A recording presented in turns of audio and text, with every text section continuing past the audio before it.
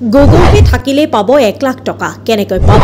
1 লাখ টকা সকলো পদ্ধতি জনাম এই প্ৰতিবেদনত তেনেহলে দেৰি নকৰি আবেদন পদ্ধতি শিকক এই প্ৰতিবেদনত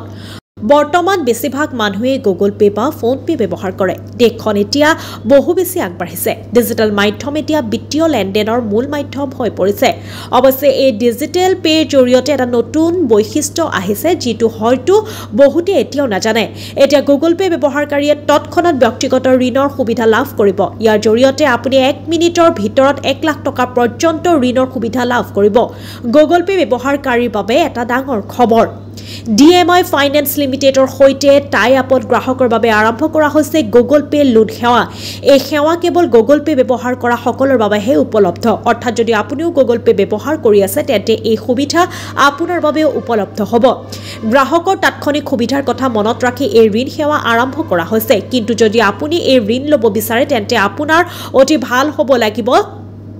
ক্ৰেডিট হিষ্টৰী তেতিয়াহে আপুনি এই ঋণ সেৱা পাব DMI Finance Limited গ্ৰাহকক এই ঋণ সেৱা আগবঢ়ায় এই সেৱা গুগল পে জৰিয়তে প্ৰদান কৰা হয়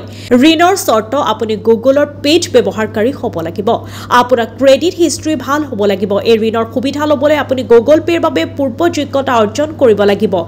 যদি প্ৰি qualification পোৱা নাযায় তেন্তে আপুনি এই ঋণ প্ৰদান কৰা নহব ঋণৰ বাবে কেনেকৈ আবেদন কৰিব গুগল পে পৰা ঋণৰ বাবে আপুনি কেনেকৈ আবেদন কৰিব তলত উল্লেখ কৰা হ'ল ইয়াৰ বাবে প্ৰথমে গুগল পে এপ ইনষ্টল কৰিব লাগিব আৰু যদি ইতিমধ্যে ইনষ্টল হৈছে তেন্তে তালে যাওক যদি আপুনি প্ৰি কোৱালিফাইড হয় তেন্তে গুগল পে প্ৰমোশন মানি অপচন দেখা পাব তালে যাব লাগিব তাৰ পিছত ঋণৰ বিকল্পটো নিৰ্বাচন কৰক তাৰ পৰা অফাৰ লৈ গৈ DMI অপচনত ক্লিক কৰক ইয়াৰ পিছত যদি তেওঁলোকে আপোনালোকক ঋণৰ বাবে বাছনি কৰে তেন্তে লাভ কৰক কম সময়ৰ ভিতৰতে আপোনাৰ বেংক একাউণ্টলৈ আহিব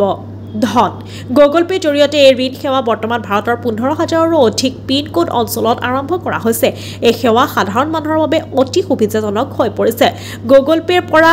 ঋণ লৰ ধন 3 বছৰৰ ভিতৰত পৰিশোধ কৰিব লাগিব